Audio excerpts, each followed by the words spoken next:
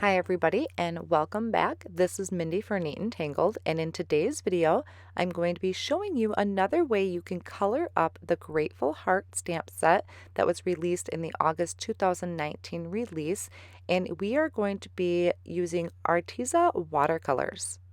So this is the Grateful Heart stamp set. I'm going to be doing some heat embossing, as I think that is one of the easier ways to do some watercoloring. So I'm laying out all of the images onto some watercolor cardstock, and you can see my stamp set is very well loved but still stamps perfectly. I'll prep my watercolor cardstock with an anti-static powder tool, and then I'll be using the Gina K Designs Embossing ink. So using my MISTI tool to stamp the images, I'll ink up the images really well, stamp that down, and because this is watercolor cardstock, I am going to stamp this twice. Watercolor cardstock is typically textured, so I like to do the stamping twice just to make sure I have a really nice impression of those stamps with the embossing ink.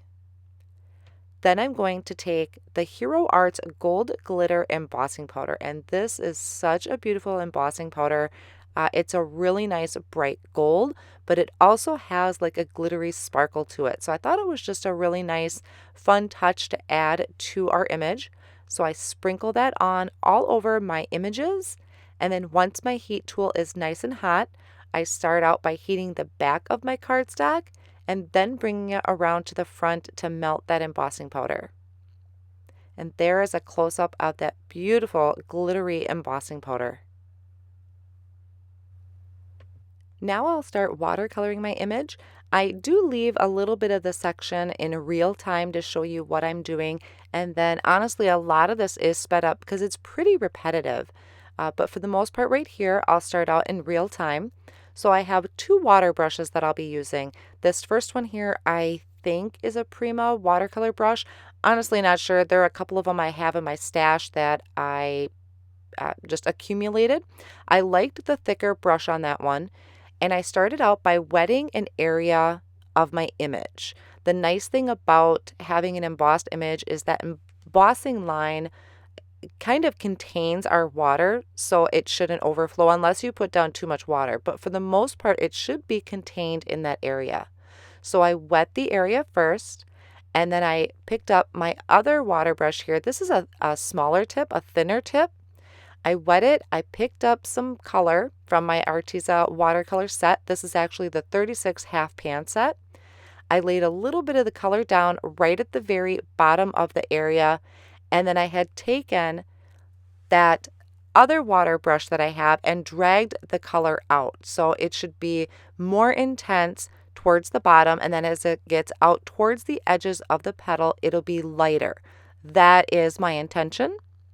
Watercoloring is actually pretty fun, and it's really interesting to see how the water moves or the paint moves with the water. So I continue that same process through all of the petals. I'm keeping the darker area pretty much where the petal starts in the middle of the flower and then works its way out. No matter how the petals are, whatever is on the outside edge is what I want to keep the lightest. I will continue watercoloring this way throughout the rest of the flowers that are on this, starting with laying down a layer of water first, just a little bit, not a lot, just enough to wet the area, dropping in some color, and then pulling that color out with that second brush. Now you can certainly use a regular paintbrush, anything you may have or that you're comfortable with. I just happen to really like the way the brushes were on these watercolor brushes. One thing I did notice is that after these had dried, the color did dry back a lot lighter than what you're seeing here. So when you look at the pictures, you may notice that those colors are very light. You could certainly go back in and color it again. Here is just a close-up look of how that is looking, and I really love the look of this. This is something I've been practicing a lot off screen. It did take some time before I felt comfortable enough to put it in a video, but I really did enjoy the process. As far as how long it took me, I really am not sure because I did this over the course of a day, kind of in between just some housework. I'd stop, I'd do a little bit of watercoloring. Because I have the images embossed, I could just work in small sections, and that was really helpful. So I'll continue to color these flowers. I left all of that watercoloring in, so I'm just gonna pop on some music for you. So if you want to watch me finish that process, you can certainly do so. If you want to jump ahead to where I start finishing off the card, you can head on over to 6:58 in the video.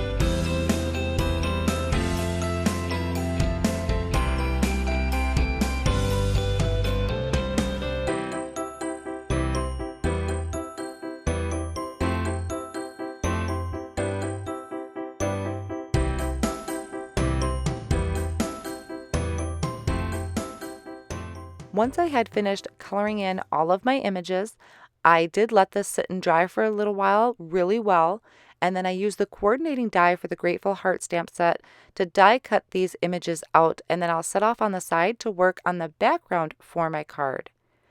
I wanted to keep the focus on the flowers, so I'm just going to create a really simple background.